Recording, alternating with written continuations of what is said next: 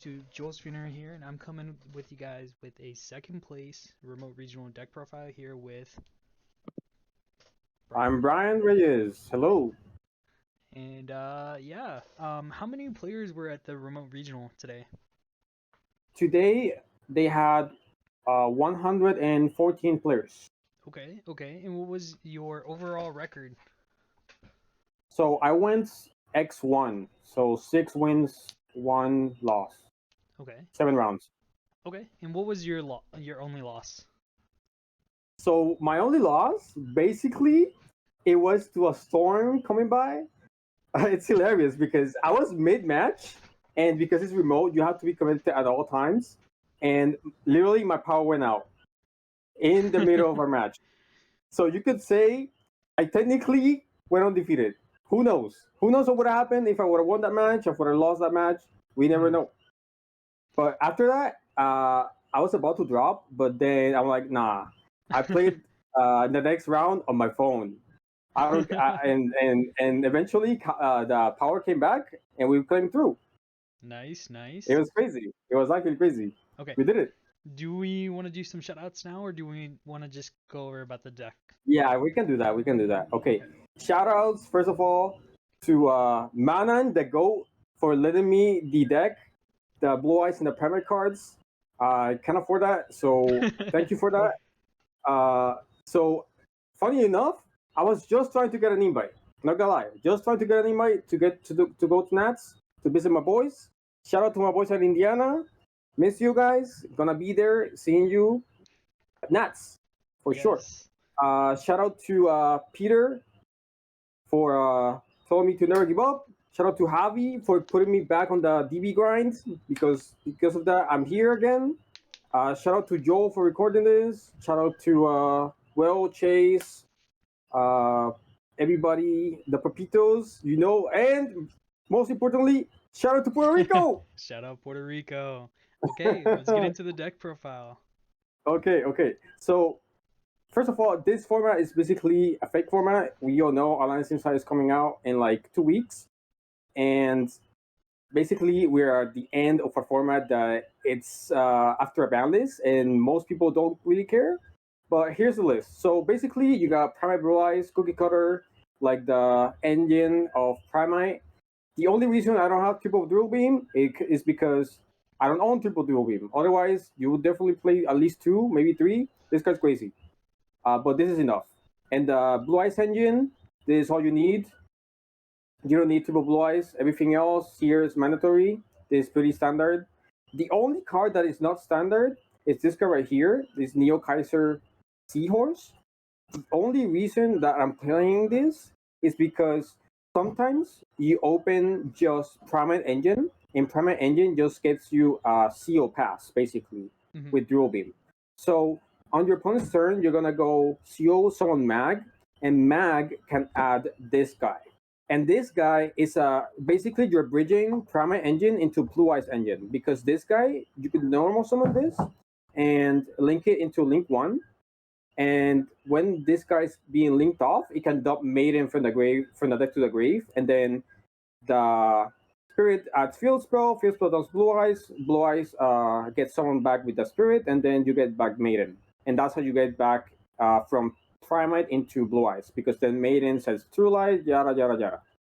So that's the only reason this card's here. The other reason, the other argument people play this is because of Jet. I was trying Jet at some point, and it was cool, but you don't want to brick on it. You don't really need it. I think it's fine. And also, this is a tuner. This could come out, right? So you can hard make the level 12. I never did that, but you can do it in theory. Other than that, you got a billion hand traps and consistency, right? My main concern with this deck was bricking. I didn't want to brick. That's what I wanted to avoid the most. And Yeah, in theory, this is another starter. Like you yeah, can normal summon this, and this is combo by itself by doing the line I just said. yeah. Did Neo Kaiser actually come up today? Yeah, dude. This card, it did happen. It actually did happen. I went from Primate to Mag to add this. It did. And other than that, there was one time where I summoned it directly from deck, just to have a tuner on field, and then I can start my turn with this because I'm playing Purge. So if you do Purge, you're a Darlog, so you cannot summon Mag directly from deck. You have to summon this, and then this will basically be on board or dump Maiden if they run over it, and you're fine after that. Other than that, call by because you don't want to lose to Ash on your wishes. Of course, that's crazy. This card resolves, you basically win. Prosperity for consistency. Also, if you will go in second, this searches a breaker, which we'll gonna talk about it later. But Talents is insane. Talents is one of those cards I wasn't playing this deck, and oh man, the moment I put it in, you I needed a card that was good going first and second because I feel like this deck with only hand traps kind of deal going with second with like full boards. This at least gives you a chance. And Prosperity is basically another way to try and get into Talents as well. So Talents going second is insane. Going first, of course, is broken. I did it one time, normal summon a guy, they hand up me, I have Tansuka hand, the game is over. And basically hand traps here, the reasoning is Purge is basically the reason to play the deck. And because I expect a lot of mirror matches, you want to play 6 copies of Ash to stop Wishes, so you have Ash and Purge to stop it. Baylor and Imperm, I basically trios because stopping Barrel or Sage, you gotta stop them from getting to engine somehow. And Baylor is searchable as well. Magnamon, it's of course seal target, and the tools are basically because they're relevant in some matches, but not all of them. Like if you just open Nib, it doesn't do enough. You have to pair it with something, and not in every matchup is good. Because in the mirror match it's not good. That's why we got Ogre. Ogre is better for the mirror match. So that's why I have Ogre here, and Nib is basically I want an insurance policy to assure I don't die. So it's not that great into a mirror match, but into most other decks, if you pair it, it's well. And so did you 43 see cards. Did you see Nib at all today? Nib, I did see it. Sometimes I think I saw it like 1 or 2 times. But I saw it paired, like I wanted to. So, but it's awkward if you have like Nib Imperm and you want to Nib first and then Imperm, or if you have that's like the only awkward combination. The Nib with anything else is fine. But it was good. It was good when I saw it. Ogre, I think I saw it once and it wasn't in the mirror match, so it was kind of meh. But other than that, these handouts were fine. Perch was the goal. Perch actually, one time I imperm and then Perch to destroy NXYC, which actually insane. Perch one time, final round, I'm playing against Mermal. He goes Abyss Gaios, bounce my back row, which is Purge, and then activates an effect to search, and then I go Purge effect from hand. So bouncing it didn't matter. Yes. Yeah. Yeah, we can talk about my rounds later. Let's go over the Exilic. So the Exilic is basically in testing. I went over this package all the time. You go into Celine with Lina into access code all the time. I did it. Today I never summoned this. But in testing it came up like infinite times. Because I feel like you want something that is not your synchros or talent to break a board. And like your synchros are like the utility is not insanely good. And I felt like I wanted to push also to OTK. It came up. And also, sometimes you might have like a barrel and a mag, and no spellcaster rotation, only engrave, or along the lines of a mag and a normal summon, like Baylor, where you have to go into Anima first in order for you to get the dark attributes, but that's not really the case where because you can go Lina, then Celine, and then Celine summon a spellcaster, and then make the Anima with the spellcaster that you reborn, and then make the X code instead of making the Anima first before everything. So you basically always have 2 attributes, the dark and the light. Nobody played to the Anima song today, so this package was not used.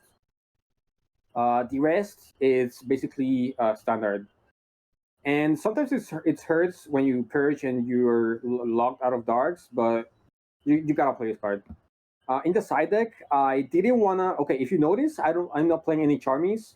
I'm not playing any at all in the main or side because I felt like this deck, the problem or the issue is like if you Charmy them, they're gonna somehow make a board. And same thing with draw. If you draw them, they're gonna make a board anyway, and they could give you either one or two draws, one or zero draws, and you still have to deal with the board.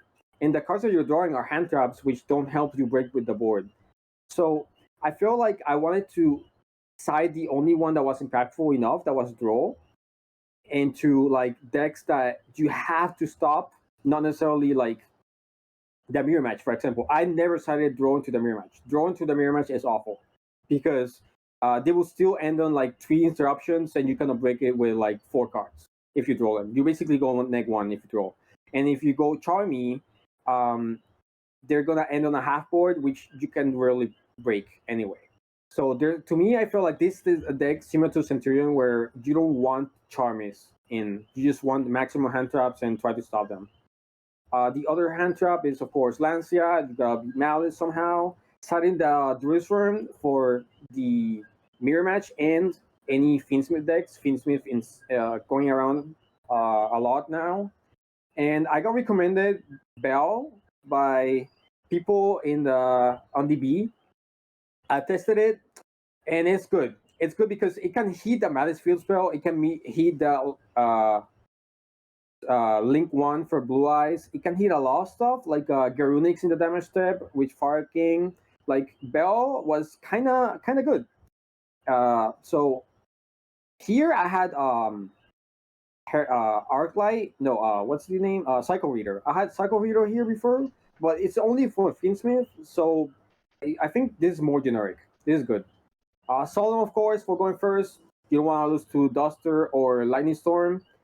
And Strike, you don't need more ways to lose to Lightning Storm or Duster. Solemn is the going first card of choice. And Evenly is, in my opinion, one of the greatest cards going second right now, at least until Alliance Inside comes out. And I don't set it into many matchups. Mainly, funny enough, I started it against Mermail of all matchups, and it went crazy. Evenly match versus Reroll, you heard it first. Because what they do right now, they're not putting Toads, they're not putting any negates. They're doing the water statue lock. So you just evenly match them, they keep the statue short, and then you normal barrel and then out it, and you're fine, right? So evenly match, it's one of those cards where it can either go crazy or it just trades 1-for-1, right? Other than that, it could be Duster, it could be Lightning Storm, but I felt like this deck is never killing, so might as well have the best blowout here. For our matchups, I play against one Memento, one Fire King, one Mermail, 2 Blue Eyes, one, funny enough, one pure Goblin Biker, a Goblin Biker deck. And it was Malice with Bestials. Yeah, Bestial Malice, which is my loss. That's the only match I lost. Yeah. Okay. Any other questions? Anything you want to add? No, I was gonna ask about the bell, but you covered that. So, any last thoughts or anything for us, Brian? No. We were here just for the invite. We talked somehow. Happy to be here. And now you get a deck box. Yeah, we get a deck box. We get a mat. Let's go. Yeah. All right. After Alliance Insight, saw this deck. This deck is bad. Don't play this anymore. You heard it here. For some reason, this deck has the weirdest restrictions, and like this summons in defense. You cannot use most of the effects after that. This thing locks you into dragons, summons in defense. Like almost every card in this deck has a random restriction for no reason, and it's super mid. So this was basically just to get an invite, and somehow we talked. But after this, I'm not playing this deck. This deck is not that great compared to what you have.